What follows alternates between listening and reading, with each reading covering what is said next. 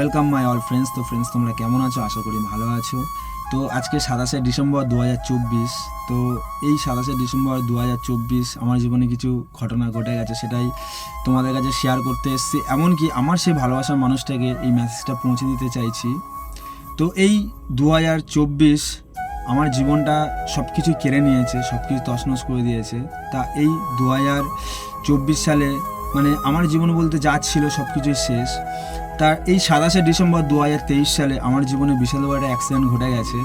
তো সেটাই আমি তোমাদের কাছে শেয়ার করতে এসেছি, বা আমার সেই ভালোবাসার মানুষটার কাছে এই জিনিসটাই আমি মেসেজ দিতে এসেছি। আমার অনেক ফ্রেন্ড আছে ফেসবুক, ইনস্টাতে। তো আমি যখন মাঝে মাঝে স্যাড স্টোরি দিই, তারা মেসেজ করে, কমেন্ট করে যে দাদা তুমি এত মানে স্যাড স্টোরি দাও কেন, বা এত স্যাড কেন, কিসের জন্য। তো সেই বন্ধুদেরকে আজকে আমার এই মনের কথাটা বা স্যাড স্টোরি দেওয়ার কথাটা বোঝানোর জন্য বা বলার জন্য আমার ভিডিওতে আসা।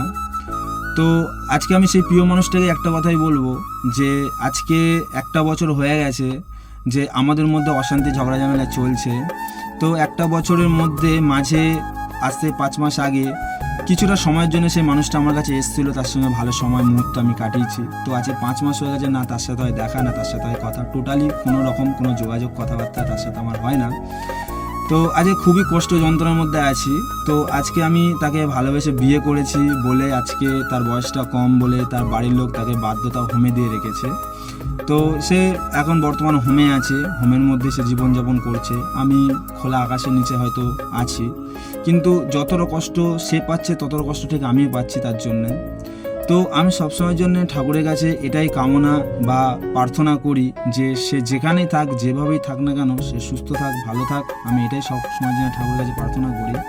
এমনকি আমার সেই প্রিয় মানুষটাকে এই জিনিসটাকে আমি মেসেজ দিতে চাই যে সে হয়তো মনে করবে যে আজকে হয়তো সে হয়তো হোমে আছে, আমি হয়তো বাইরে আছি, তো আমি হয়তো ভালো আছি, কিন্তু অতটা ভালো আমি নেই।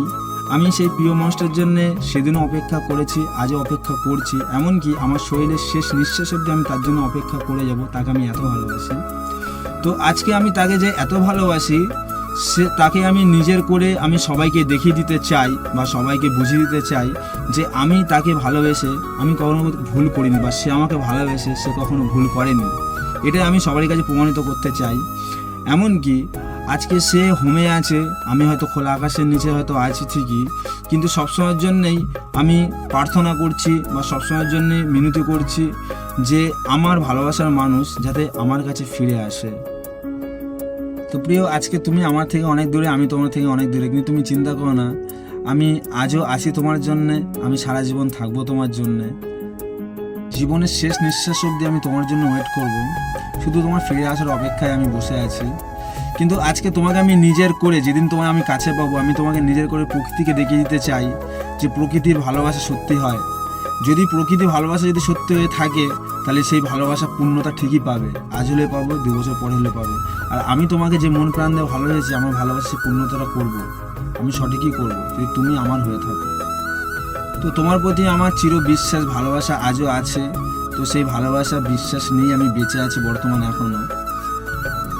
তো শোনাই, আজকে তুমি হয়তো নেই হয়তো আমার কাছে ঠিকই, কিন্তু তোমার কিছু কিছু স্মৃতি, কিছু কিছু অনুভূতি, কিছু কিছু কথা, সেগুলো আঁকড়ে বেঁচে আছি আমি। তো শোনাই, হয়তো গত বছরে তুমি আমার কাছে ছিলে, এবছরে নেই। তো গত বছরে তুমি আমার পাশে থেকে আমাকে হ্যাপি নিউ ইয়ার উইশ করেছিলে, এবছর নেই। তাই আমি দূর থেকে তোমাকে এই মেসেজের মাধ্যমে তোমাকে অগ্রিম 2025 সালের অভিনন্দন অ্যান্ড শুভেচ্ছা জানাচ্ছি, অ্যান্ড হ্যাপি নিউ ইয়ার। আর আমার সকল বন্ধুকে, সকল বান্ধবীদেরকে এটাই বলতে চাই, 2024 সালে যাদের যাদের জীবনে অ্যাক্সিডেন্ট, এমনকি তাদের মনের মানুষ চলে গেছে, তারা যেভাবে আছে কষ্টের মধ্যে, আমি 2025 সালে এটাই সবারই কাছে শুভকামনা করব, এমনকি সবারই প্রতি চাইবো তাদের 2025 সালটা যেন ভালোভাবে কাটুক, ভালোভাবে থাক তারা। এমনকি আমার সকল বন্ধুকে এইটুখানিকে আমি জানাতে চাইছি যে নতুন বছর 2025 সালের তোমাদের অগ্রিম শুভেচ্ছা, এমনকি আমার থেকে তোমাদের প্রতি শুভকামনা, অ্যান্ড হ্যাপি নিউ ইয়ার। তো ফ্রেন্ডস, তোমরা ভালো থাকো, সুস্থ থাকো। 2025 সাল তোমাদের জীবনে সুস্থভাবে কাটুক, সুস্থভাবে আসুক। Love you my all friends. So tata.